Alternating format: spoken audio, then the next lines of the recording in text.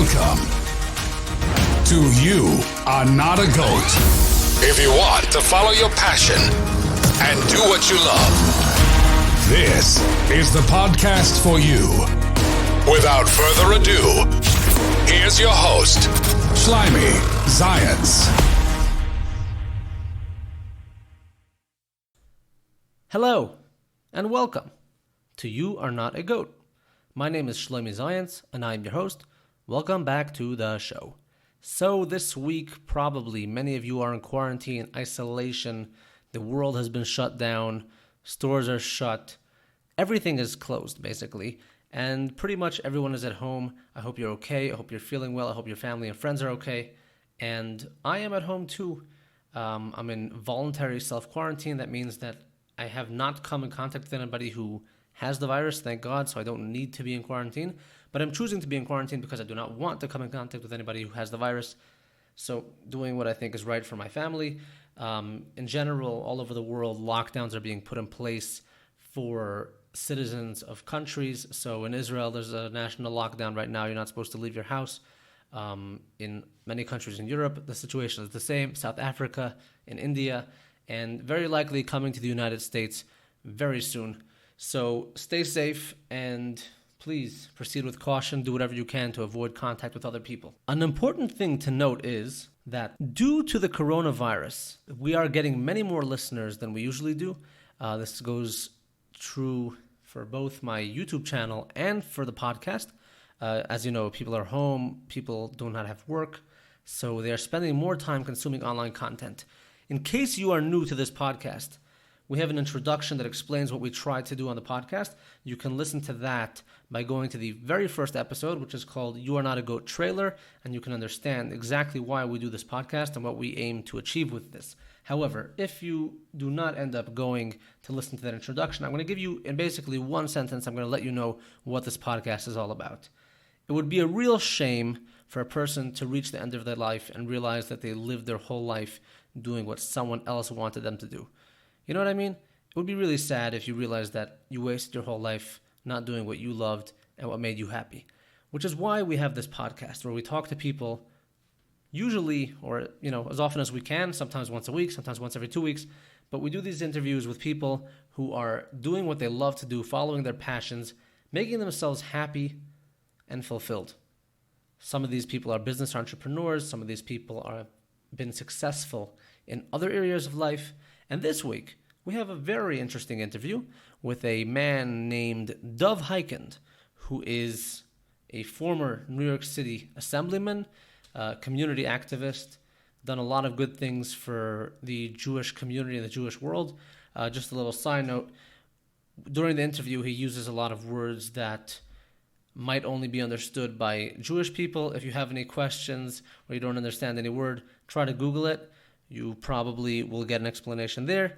And if that doesn't work, send me a message on Twitter, on Instagram, on YouTube. You can send me an email at youarenotagoat@gmail.com. You can message me on Facebook. Get my attention. I will answer whatever question you have. And in general, I love hearing from you guys, feedback, criticism, comments, questions, whatever. So without further ado, let's get right into this interview.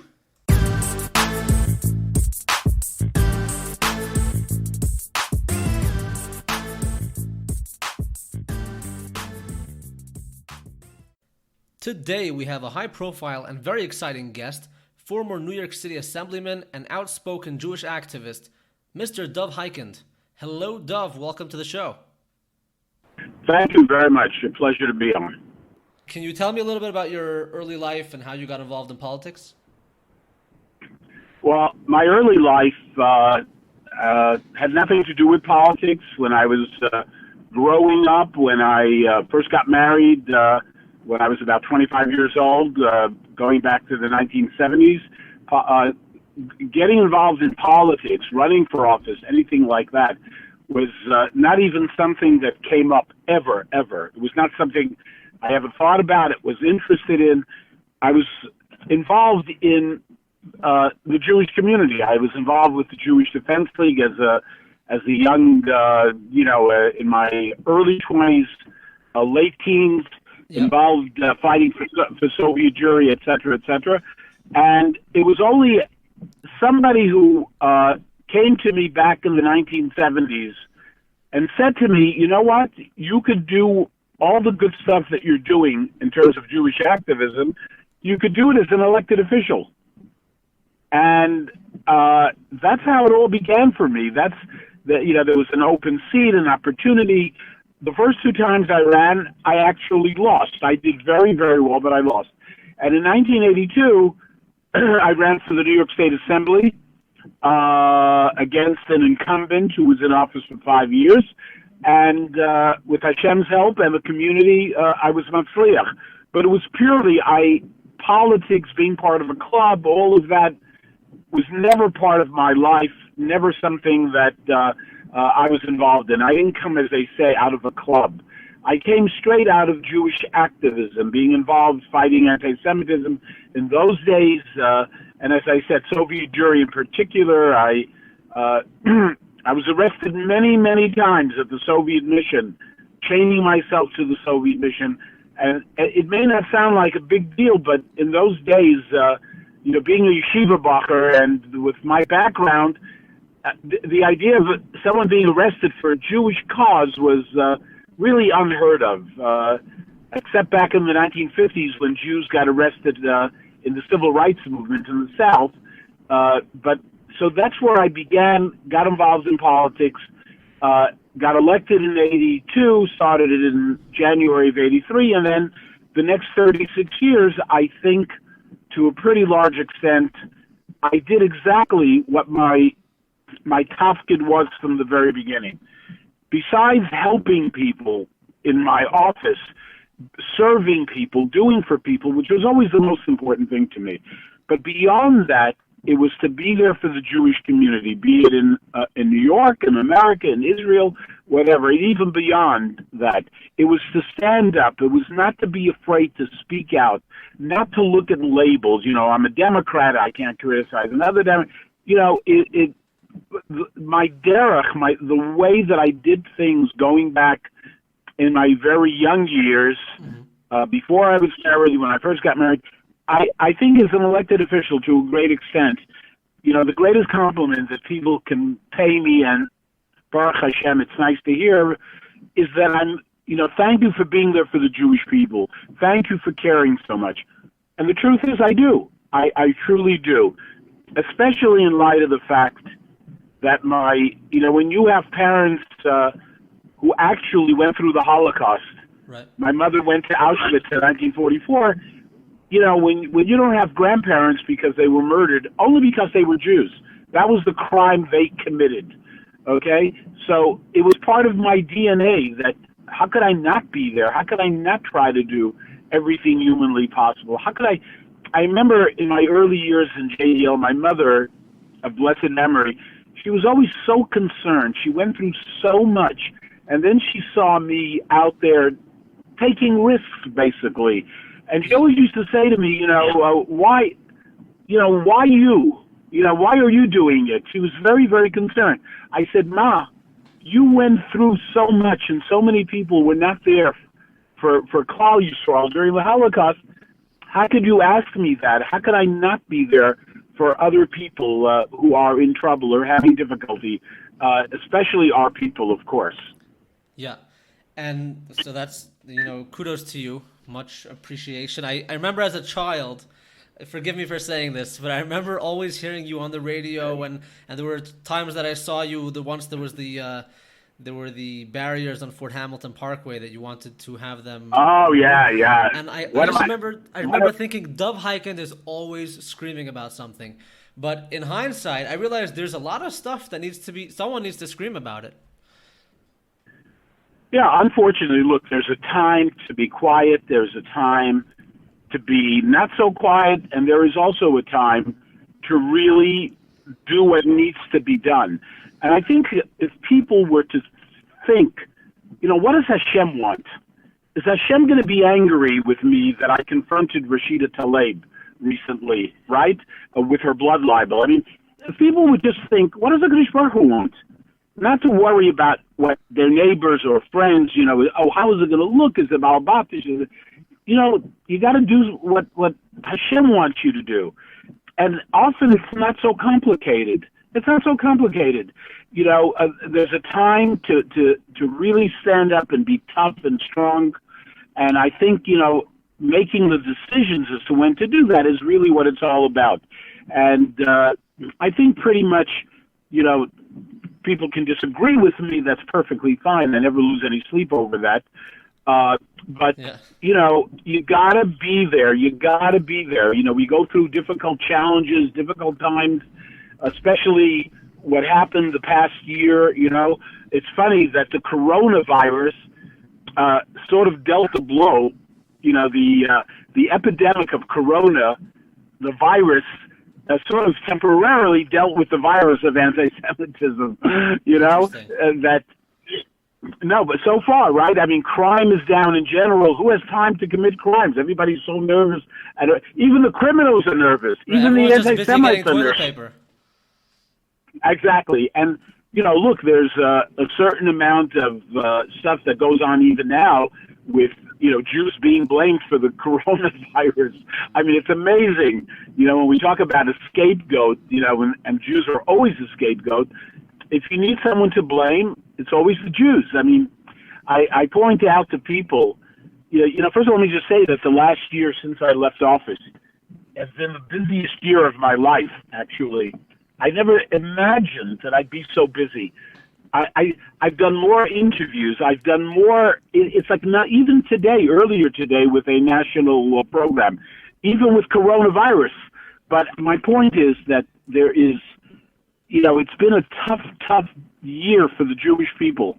Right. A lot of fear about the future. We never had this before. We Jews, especially in Haredi neighborhoods, we're in Golis, there's going to be anti-Semitism. When someone slaps you in the face, you thank HaKadosh Baruch Hu, they only slapped you, they didn't stab you, they didn't, that's sort of an attitude that we have. But we never saw anything like the past year. This is a whole new phenomena. And people, within all of these communities, Jewish religious communities, I never heard so often the question, whether Williamsburg, whether Borough Park, are we living in a pre-Nazi era? I can't tell you how many emails and people just in general raising that. Even writers and what is her name? Barry Weiss, who wrote the book on how to fight anti-Semitism, who's an editor of the New York Times. Even in her book, she raises this thing that people are concerned about. So it just goes to show you, what is Hashem's plan? Look at Corona. Look what happened here. Look how if we don't learn lessons from all of this, because we as Jews, nothing happens just by accident. If something happens, we need to examine it, we need to understand it, we need to look inward, each and every one of us in our own way. We need to be honest with ourselves in terms of, like, what am I doing wrong? Maybe a little too much lashon hara, maybe a little too much jealousy, maybe a little too much rechilas, maybe being too judgmental of other people. Yeah. Right? That's a trait I think you find so much in our community. Everybody's an expert on what HaKadosh Baruch Hu wants. And now suddenly we're faced with Corona. I mean, my goodness gracious. I mean, it's beyond anything that any of us have ever seen in our lifetime. Right?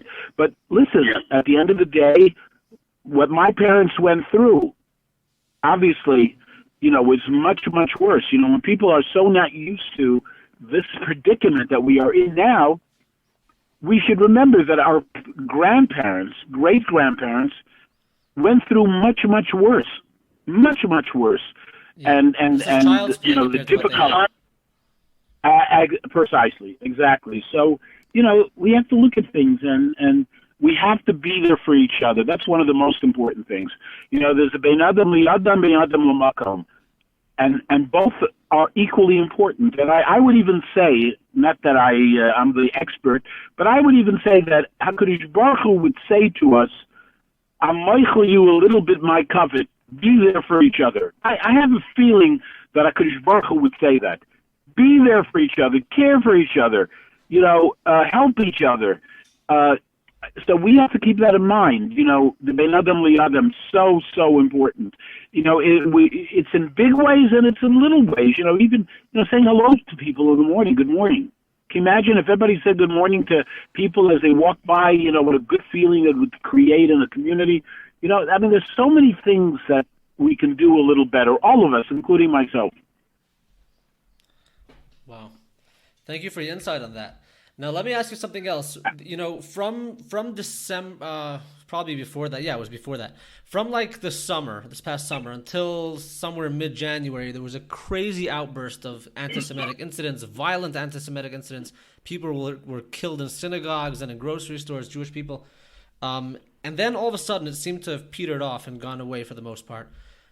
Number one, is that assumption correct? Number two, why do you think it happened like that? So it is very, very difficult to tell you anything concrete with regard to that, because until after we went through a year of absolute horror, unprecedented attacks day in and day out, right. and then we had two other events that were very dramatic. You had Jersey City and you had Muncie. It took those two incidents, it took Jewish blood being spilled here in the tri-state area for government to react in a little bit of a more serious way. But with regard to, did it suddenly stop? Did the anti-Semites suddenly start loving Jews? Is it over? Is it finished? We don't have to worry. We're going to go back to a more normal thing? I wish I could say to you, I'm optimistic. But I have no reason to say that. Based on our history, based on everything that has happened, we shall see. We shall see. There's no way anyone can say one way or the other. I can tell you that the anti-Semites are out there, the Jew haters are out there. They didn't see the light, and suddenly they love the Jewish people, and they understand us, and so on and so forth. As far as do we go back to a more normal situation where, there's anti-Semitism, but you know what? It's not to the point where people are talking about a future in America. Do we have a future in America? This is what was going on the last year. That's something that is still to be determined. But look, what's going on college campuses the whole time, yeah. That has never stopped. What's going on in the United States Congress, Bernie Sanders, thank God, looks like, the past, thank God. But, is Biden going to bring in the Linda Sarsours and the Talebs and the Omars and the AOCs into the Democratic Party and cater to their wishes, which are detrimental to us? That's the big question right now. What's going to actually happen once the campaign gets back underway? And my feeling is that we're going to have a lot of problems. Mm-hmm. A lot of problems with that. Okay, so we're going to get to that in a minute, but let me go back a little bit. You spent 36 years, you said, in the assembly? That's correct. Okay, 18 times I ran for re-election. Oh, wow. Okay, so very quickly, if you can tell me, what do you think some of your biggest accomplishments were during that time? I think that, my biggest accomplishment, and then I'll go to others, is giving hope to people and being there for people. What do I mean by that? I mean, there are a lot of elected officials, and I assume they're all wonderful and they all do good stuff. But I think we developed a reputation that we are there for people, that we will go to Shir Sadin, that the impossible was never impossible to me. If I was fighting for someone, if there was a cause, I'm talking about the average person, that was our reputation, and I believe that's what we did. I didn't accept no. When an agency would say no, and I believed that the person who had the problem, the issue, was correct, we would fight for that person. Earlier you mentioned the islands on Fort Hamilton Parkway when you were younger. Yep. That to me is one of the great examples of and I'm actually writing a book, and this is one of the things that was absolutely amazing. The city came in and did something on a thoroughfare in Borough Park. They spent hundreds of thousands of dollars to do it because they were experts and they knew what was good for the people in the community. But they created a health hazard. They created a dangerous situation.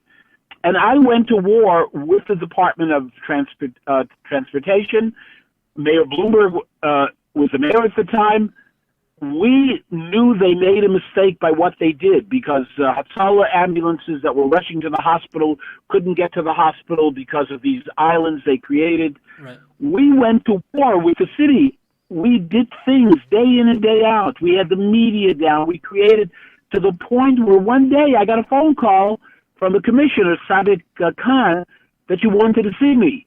Now, all of my friends, everyone said to me, I remember Wolf Sender, who was the district manager of Ward 12, said, Dov, don't waste your time. This was done already. It's done. The mayor supports the commissioner, etc. And Baruch Hashem, that commissioner called me, and I went to New York to her office, and she basically threw the towel in because we were right. We wouldn't give up. And one of my great moments was being on Fort Hamilton Parkway the day that these huge tractor trailers, whatever they are, these huge, came to rip up the street to bring it back to where it was at one time. Not only was it endangering people, all the businesses on Fort Hamilton, the kosher bakery, the hardware store, etc., they were all losing 30-40% of their business. They took away parking spaces.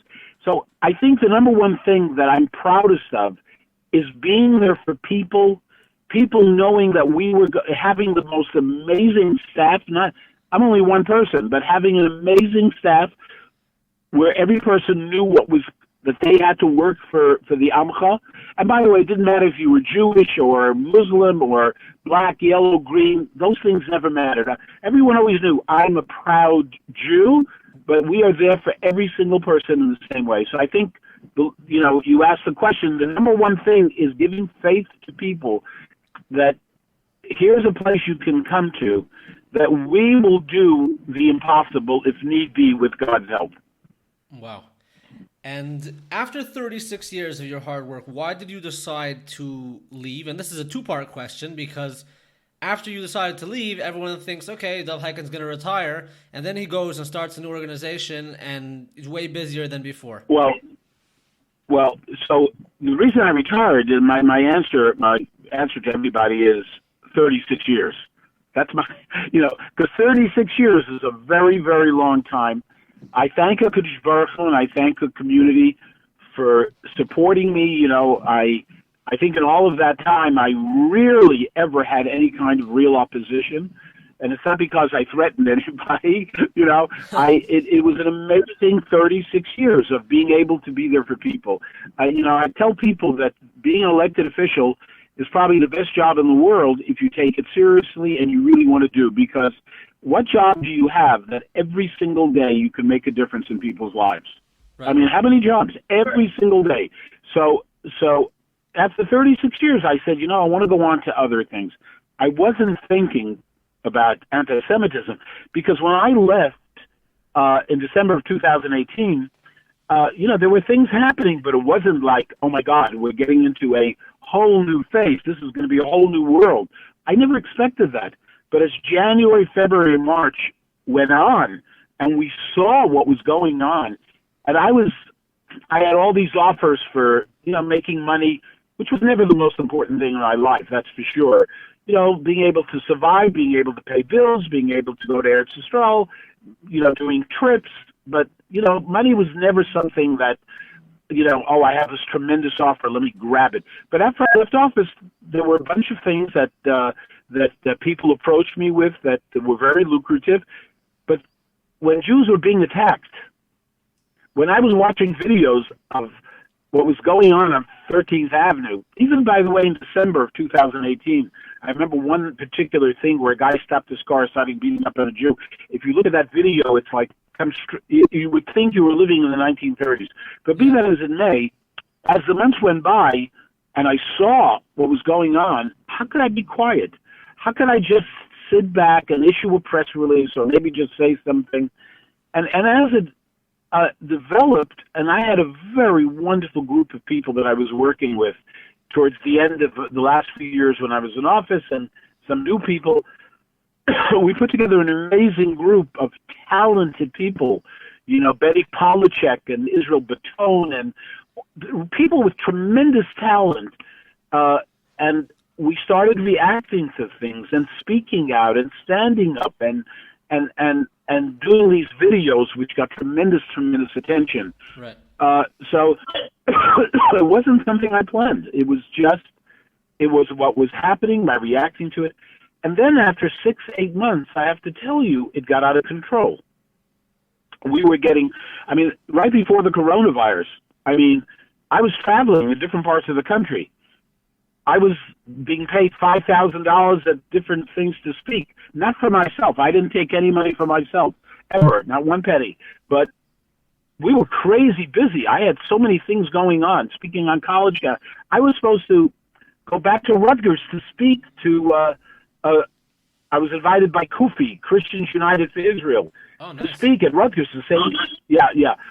But there were hundreds of invitations from everywhere, and it was just growing. Money was coming in. People saw what we were doing. It wasn't the usual everyday.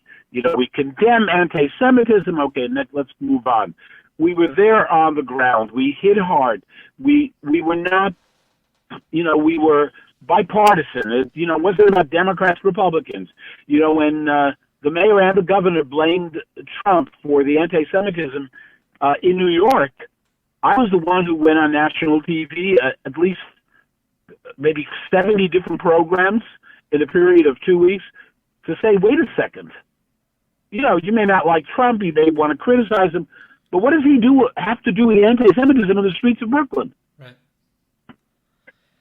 Okay, so that's our derech. We've people like Chuck Schumer, I know very well. We have challenged him publicly, and I know he's not very happy about it. Like, where are you? Schumer has always said all of his life, that he's the Shomer Yisrael, that Schumer means Shomer. I've heard him say this 100 times at 100 different places. And we challenged him. Well, if you're the Shomer Yisrael, with everything going on in the Democratic Party, why are you silent? Why aren't you taking a stronger position? Right. Now, I want to get to the whole Democratic Party, because you were a lifelong Democrat, right? Right. And I remember, I believe it was probably either before President Trump was elected or when he was president-elect, you came out and denounced him for something. I don't remember what it was, but... Well, first of all, I did not support him in 2016. Right, but then there was a specific incident that you called him out on something. I don't remember what it was exactly.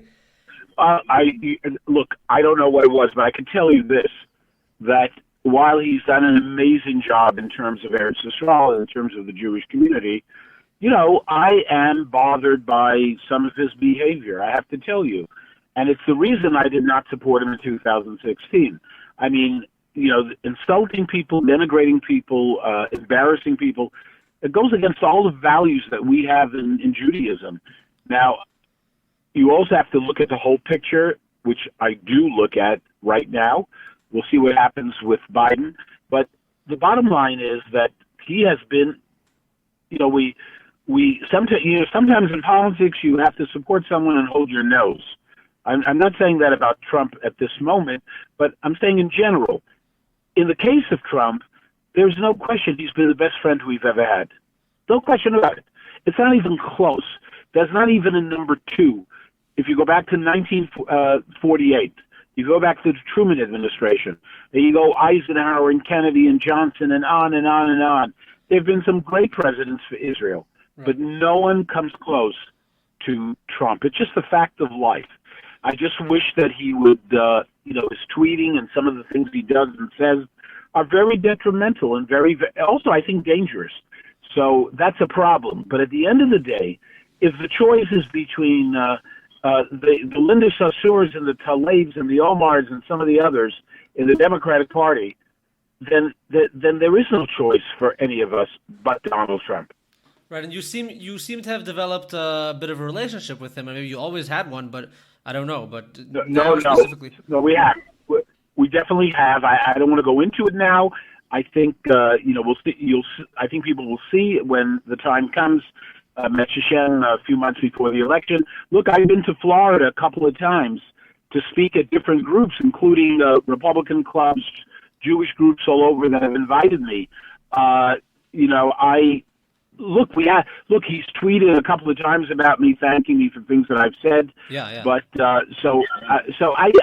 do have a relationship with some of his people, with him, and we'll see what happens as we move on.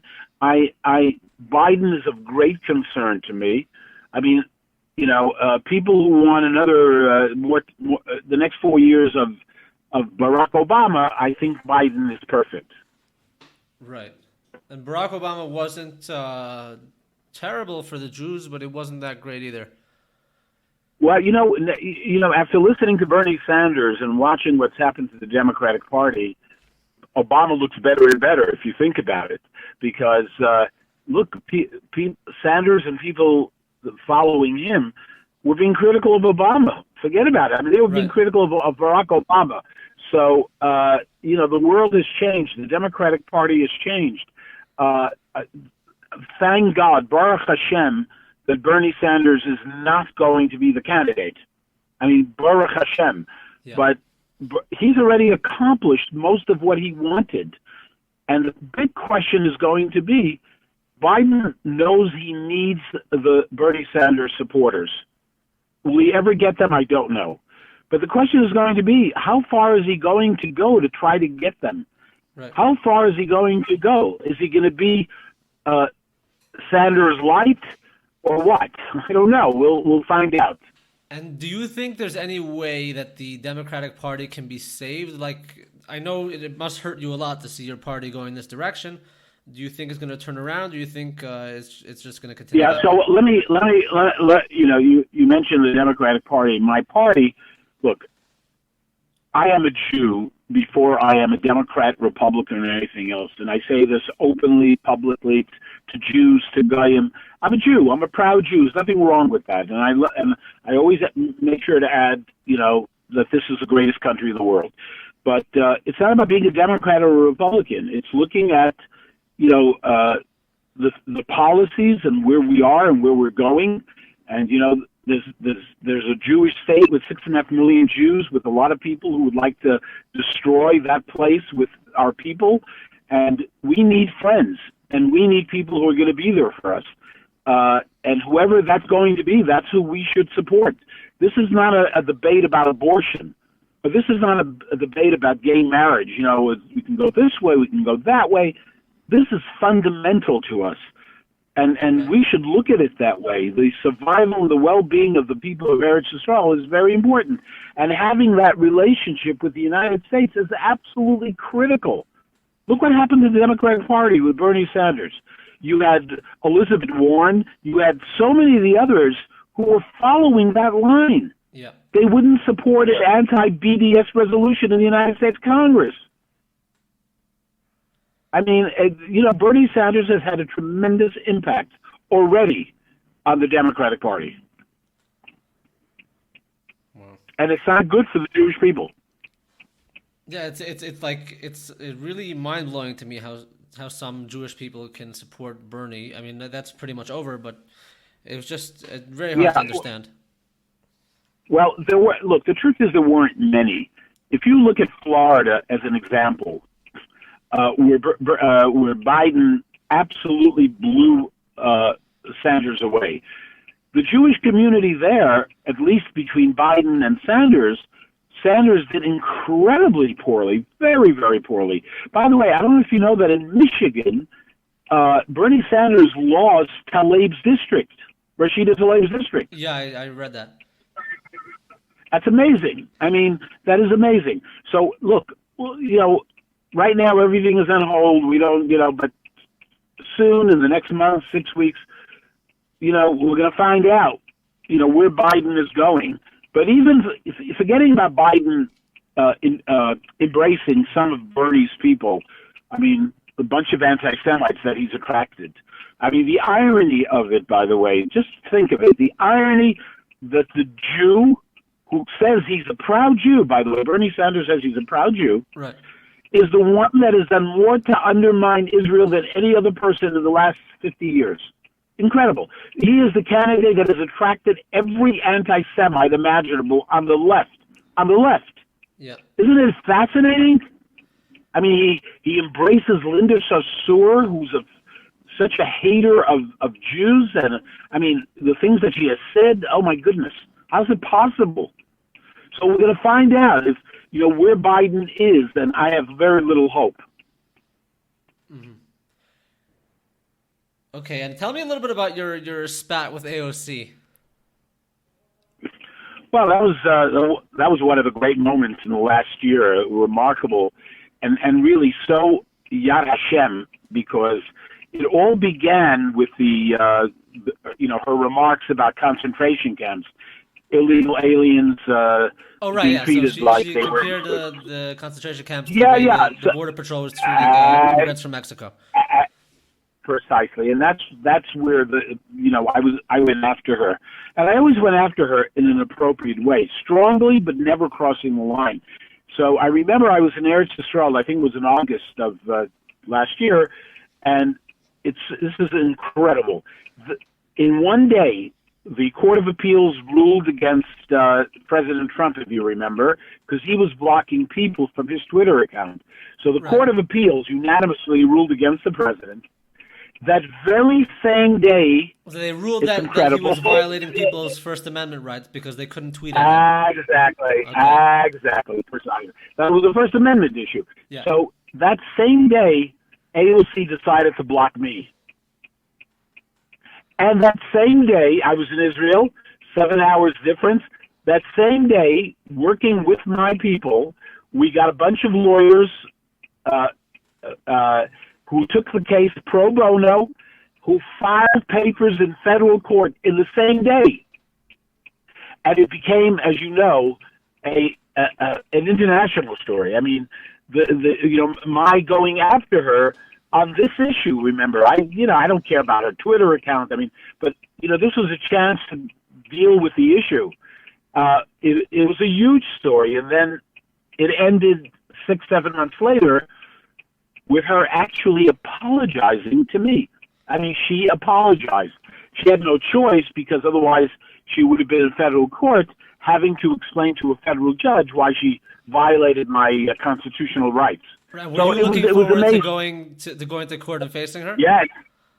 Oh, sure, of course. So, I was in court. I was on the stand, actually, being questioned by the judge weeks before. And that's when the judge said, because she had some of her people, her campaign manager, testify, and the judge was asked the following question. Why did AOC block Dov Hikind? What did Dov Hikind do that... And the campaign manager, her campaign manager, couldn't explain it. So he said, will AOC come to court? And her people said yes. So that was going to be the big moment, but she knew she could not respond. She knew there was no way she would be able to deal with it. So 4 or 5 days before, she threw the towel in, and we demanded an apology from her. And she did, of course. Weren't you a little disappointed that you didn't get to face her? Oh, of course.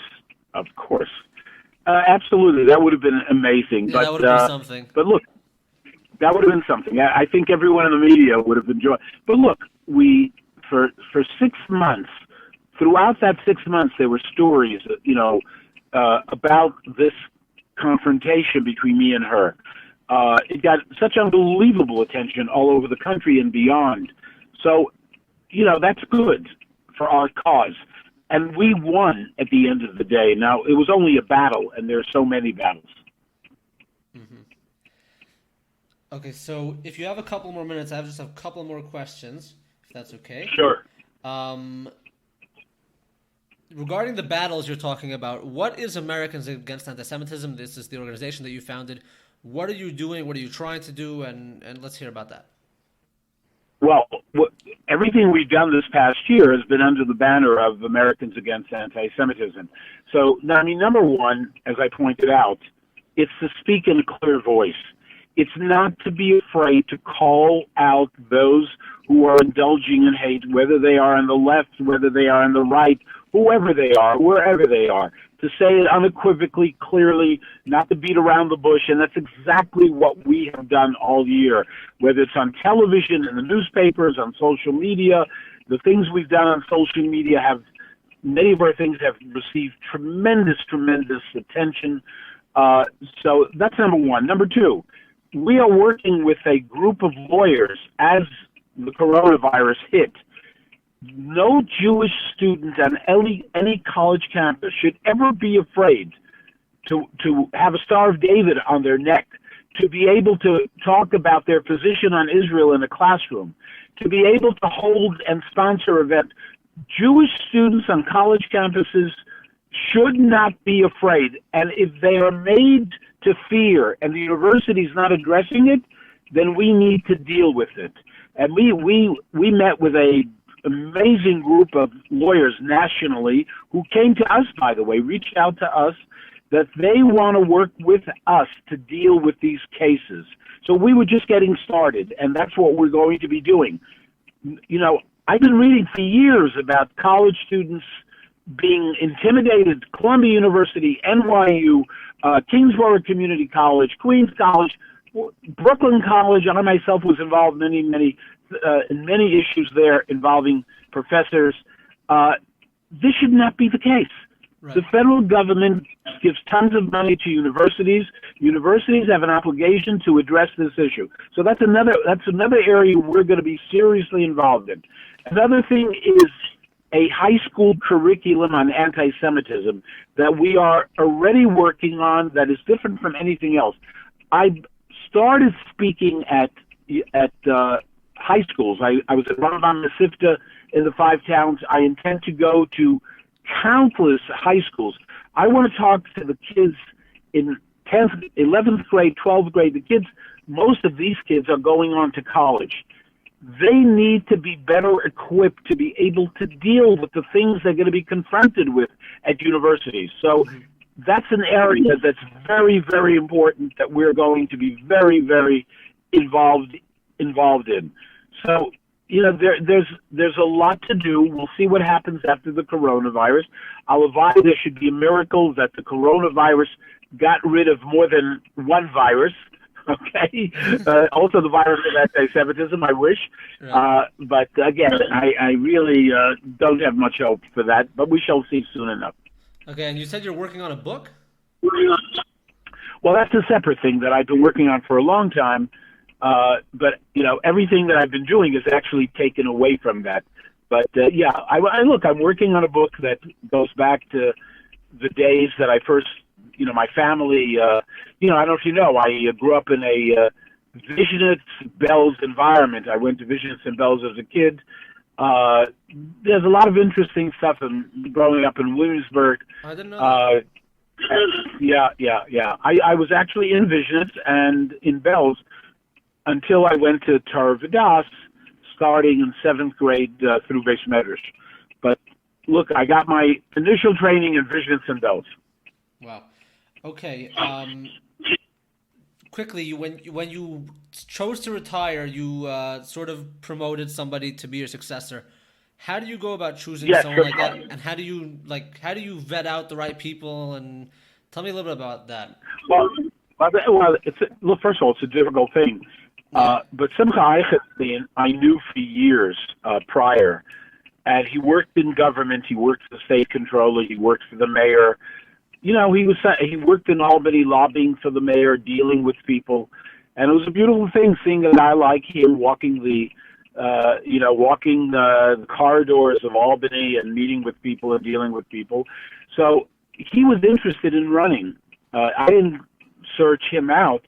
He was interested for years, and he came to me back in February of 2018 in my office in Albany. And he said the following to me. He said, look, I'm interested in running, but I will not run if you are going to run for re-election. I told him shortly thereafter that I will not be running for re-election, that I'd be I'd be thrilled if he was the candidate. I mean, there aren't too many. Look, I just want to say this. It's not about being an Orthodox Jew and automatically we should all support you because you're an Orthodox Jew. You've got to be a committed Jew to the Jewish people, to be there for the Jewish people, not to be afraid to stand up, and to help people. You know, most of the staff that Simcha has are people who worked for me, one of them for over 30 years. Another one, Dov Hikind, over 10 years. I mean, amazing. All my people were amazing, but he took two of the best, and they just continued, and it was the smartest thing that he could possibly do, because these people are dedicated, devoted. They go l'fnim mishir sadin, no question about it. And Simcha's a good guy. I mean, at the end of the day, he's a good guy. And I've actually gone to him for help for some people, and he came through with flying colors. He really did. Oh, really? And do you advise him along the way? So the answer is yes. You know, he has reached out to me on many occasions, even on the anti-Semitism. At one point, we met in my home, Yeager, Eichenstein, Deutsch, and Simcha was involved on the phone, but we all met to talk. And look, I want these elected officials, especially at that time, they should have united and done things as a group. It was a very powerful group of people if they only would have taken advantage. But, I talk to all of them. We deal, especially when it comes to very, very important issues. Mm-hmm. Okay, and what's your advice to young people going into activism who want to be successful? It's very, very simple. Look, people who want to be active, then automatically those people are people who care. Those are people who are passionate. I would say to people, never give up, never be discouraged. You will, for every person in the world, there's an opinion. And, people, I've been lucky to a great extent that people have always been very grateful for things I do, especially involving Klal Yisrael. I appreciate it. But, if you care, if you're passionate, be strong. Always remember what I said to you before is that only think of what Hashem would want you to do. If you would use that as a measurement, then you can't go wrong and you'll be able to accomplish great things. And being a public official, I just want to go back, is the greatest thing you could possibly do if you do it right. If you do it for the right reasons, there's no other job in the world that gives you the opportunity to do chesed every single day of your life and more. Wow. Okay, and the final last question. If there was anybody you could meet, anybody throughout history, alive or dead, who would you have wanted to meet? Well, can I give you two people? Sure. The more the merrier. I would say David HaMelech. Okay, King David. Yeah. And the other person will surprise you, would be Abraham Lincoln. That doesn't surprise Abraham me. Lincoln.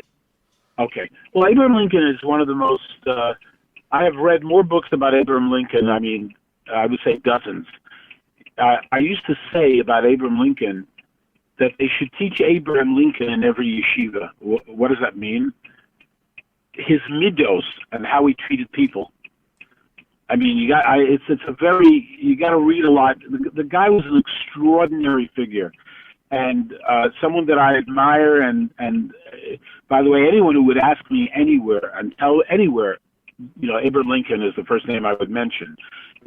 Saying David HaMelech is because I look at David HaMelech and all the things that he wrote, the beauty of all the things, and he was one of the great figures. I mean, look, you could say Moshe Rabbeinu. That's even more remote. Of course, it'd be great to meet Moshe Rabbeinu. But I think David HaMelech for the Jewish world, but generally, Abraham Lincoln is sort of a towering figure in my life because of his midos. Ben Adam Le'adam. That's very nice, and I know you are also wonderful Balmidos, and you've done so much for the community, the Jewish community, the general community in New York and in the United States and all over the world. Thank you so much for your time. Thank you for your service. We all appreciate it, and may God give you much Thank you success in the future. Thank you so much, and look forward to continuing to talk to you and working together with you as well. Amen. Thank you so much. Take care. All the best. Take care. Be safe.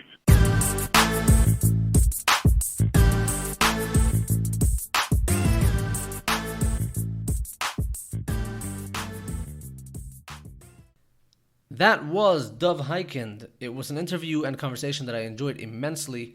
Really had fun doing it. I'm glad that he came on the show, and I appreciate it to share his story with our listeners. And I hope that we will have many more such interviews in the future. Now, before we go, last week there was an anniversary for the You Are Not a Goat podcast, celebrating 1 year and thousands of listeners. I wanted to do a giveaway to show my appreciation to you guys, and because everyone's home, people are probably reading a little bit more, so I want to send out some books to listeners. 3 people are going to win. All you got to do, if you have not yet taken part in this giveaway, is send me an email with a screenshot of your review on the iTunes Store. So please leave us a review on the iTunes Store if you enjoy this podcast. 5 stars, nothing less will be accepted. And send me a screenshot of your review either on Instagram at Chusidel, Twitter at Chusidel, Facebook at Chusidel, or you can send it to me via email, youarenotagoat@gmail.com.